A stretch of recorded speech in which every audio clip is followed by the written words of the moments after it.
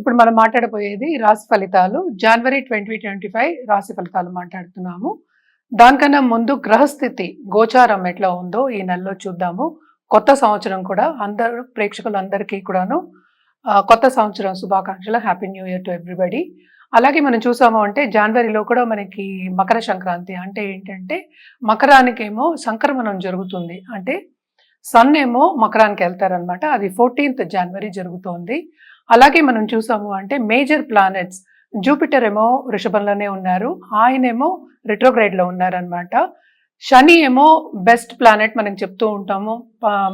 పని చేయడం కానీ లేకపోతే మనకి డబ్బు ఇవ్వడంలో కానీ చాలా ఏంటంటే మనకి సపోర్ట్ ఇస్తూ ఉంటారు. ఆయన డైరెక్ట్ అయ్యారు, మనం ఆల్రెడీ మాట్లాడుకున్నాము. ఆయన కుంభంలో ఉన్నారు, కుంభశని. అలాగే రాహు ఏమో మీనంలో ఉన్నారు, కేతు ఏమో మనకి కన్యలో ఉన్నారనమాట. మోస్ట్ ఇంపార్టెంట్ సన్ అంటే ఏంటంటే సూర్యుడు సంక్రమణం జరగడం 14 జనవరి సంక్రాంతి రావడం, అది మోస్ట్ ఇంపార్టెంట్ ఈ నెలలో. ఇంకోటి ఏంటంటే మనకి మార్స్ అంటే ఏంటి కుజుడు మనం మాట్లాడుకున్నాం, నీచ స్థితిలో ఉన్నాడు. ఆయనేమో ఇప్పుడేమో మనకి towards end of this month ఎగ్జాక్ట్గా మనం చెప్పాలి అంటే 21st జనవరి మిథునానికి వెళ్తున్నారు అనమాట.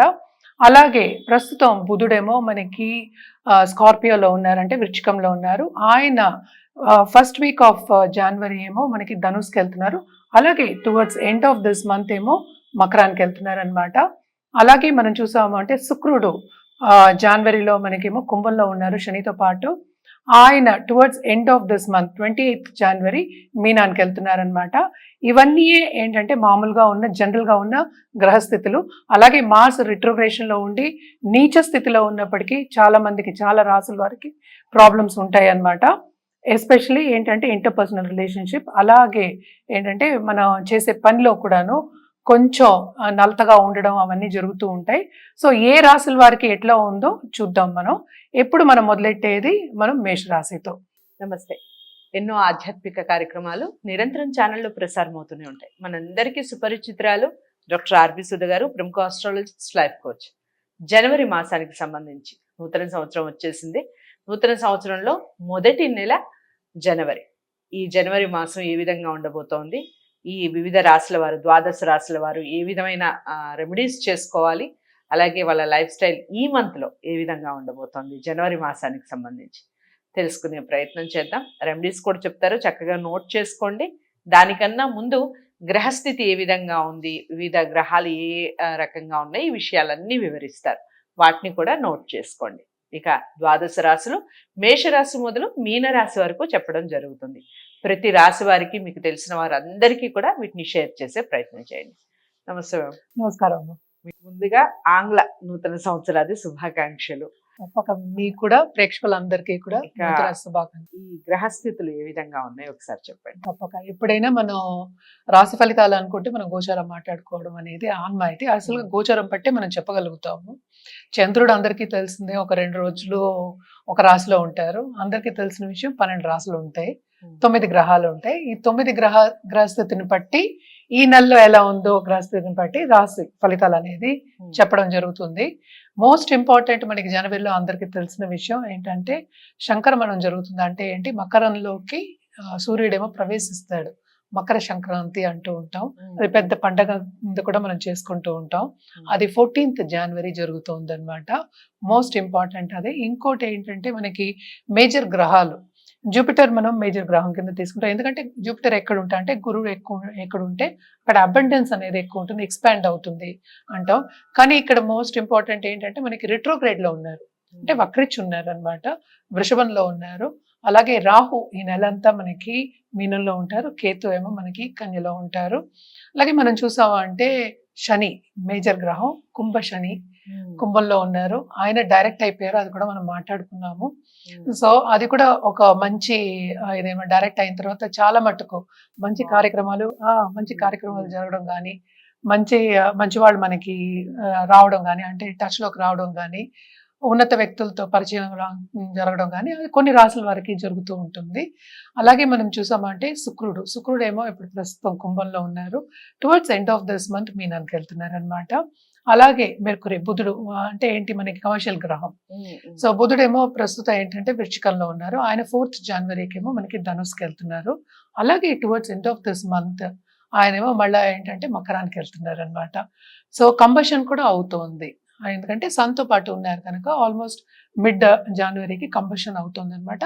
దాన్ని బట్టి కొన్ని మనకి రెమెడియల్ మెషర్స్ చేసుకోవడం కానీ, లేకపోతే కొన్ని ఫలితాలు సత్ఫలితాలు ఉండొచ్చు, వేరే ఫలితాలు ఉండొచ్చు. సో అవన్నీ కూడా మనం మాట్లాడుకుందాం.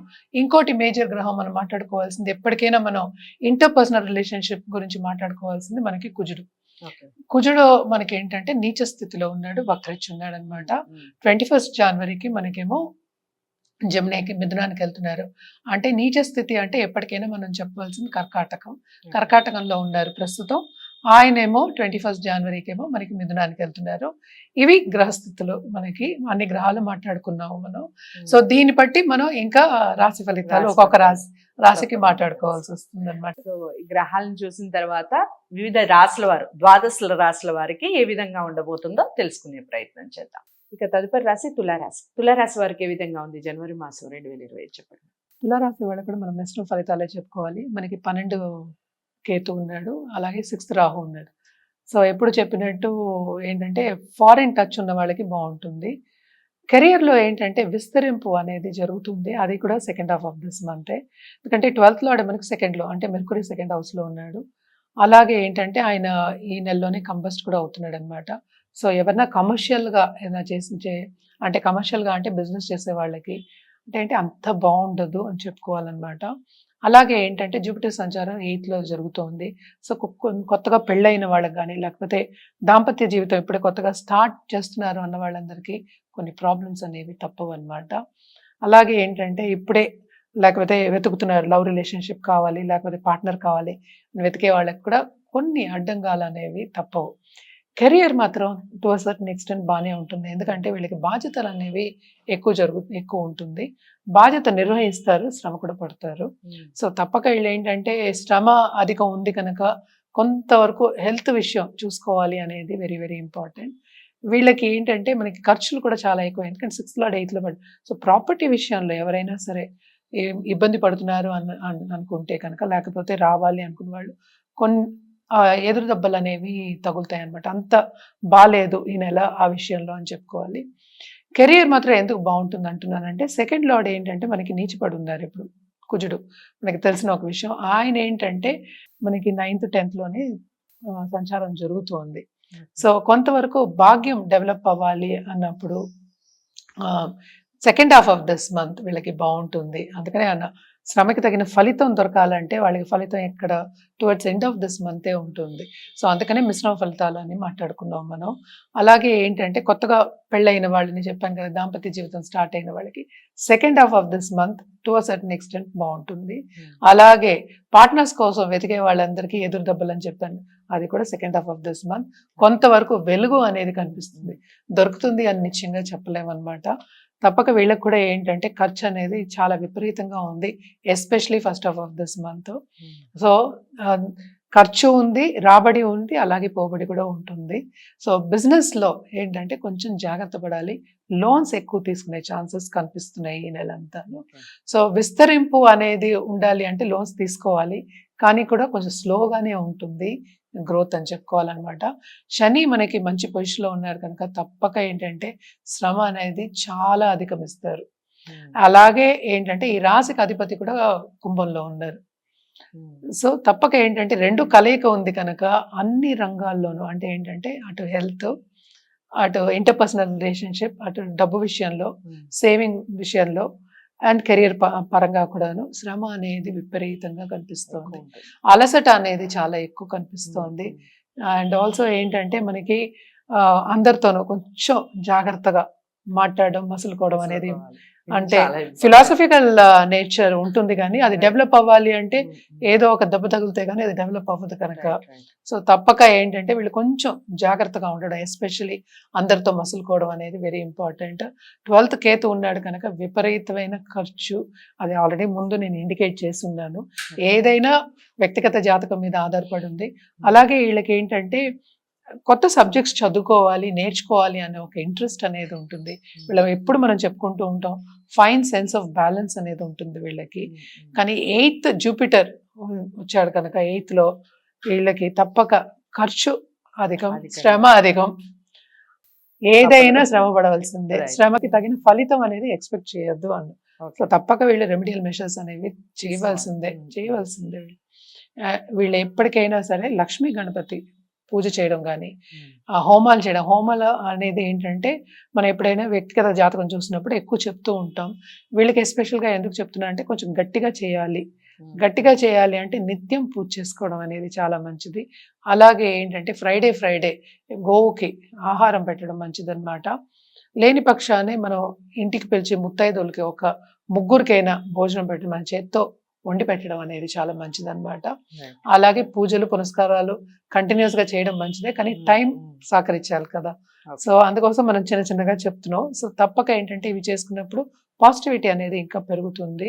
మన ఇంట్లో కూడా మనకి చీమలకు కానీ లేకపోతే ఒక బర్డ్స్ కానీ ఆహారం పెట్టడం. ఆహారం పెట్టాలి. ఇప్పుడు మనకి చలికాలం కనుక మన నీళ్లు అనట్లేదు, అందుకని సో ఆహారంతో పాటు నీళ్లు కూడా పెట్టడం అనేది మంచిది. Right. సో ఇవన్నీ చేసుకున్నప్పటికీ ఇంకా వీళ్ళకి బాగుంటుంది. సేవింగ్స్ అనేవి కొంచెం తక్కువ అవుతాయి. అందుకోసమే మనం ఎంత చెప్పింది దానికే అన్నమాట. సో కొంచెం జాగ్రత్త పడాలి. అలాగే హెల్త్ విషయంలో కూడా జాగ్రత్త పడాలి. ఎస్పెషల్లీ ఇన్ఫెక్షన్స్ రాకుండా. అలసట అంటేనే ఇన్ఫెక్షన్స్ చాలా వస్తాయి. సో ఏదైనా నలత వస్తే కనుక తప్పక వెంటనే డాక్టర్ని సంప్రదించడం మంచిదన్నమాట. Okay. దానికి తోడు పరిహారాలు నిత్యం చేసుకోవడం. వీళ్ళకి బల్లగుద్ది చెప్పడం ఎందుకంటే ఇంత గట్టిగాను తప్పక చేసుకోవాలి. చేసుకుంటే ఇంకా బాగుంటుంది. రైట్. సో తులారాశి వారికి కూడా బాగుంది. కూల్గా ఉండండి. కాకపోతే మీరు పరిహారాలు చేసుకుంటే ఇంకా రిజల్ట్ బాగుంటుంది అన్నట్టుగా చెప్తున్నారు. ఏ విషయాల్లో జాగ్రత్తలు వహించాలి, తప్పక చేసుకోవాలి అని సూచిస్తున్నారో వాటిని తూచా తప్పక పాటిస్తూ మీరు జాతకాలను పరిశీలించుకొని పరిహారాలు చేసుకోండి. జాతకాలని డాక్టర్ ఆర్బి సుధ గారి దగ్గరే చూపించుకోవాలి అనుకున్న వారు స్క్రీన్ మీద కనపడే నెంబర్కి కాల్ చేయండి. వీడియోని లైక్ చేసి షేర్ చేయండి. ఛానల్ని సబ్స్క్రైబ్ చేసుకోండి. తదుపరి రాశితో కలుద్దాం. నమస్తే.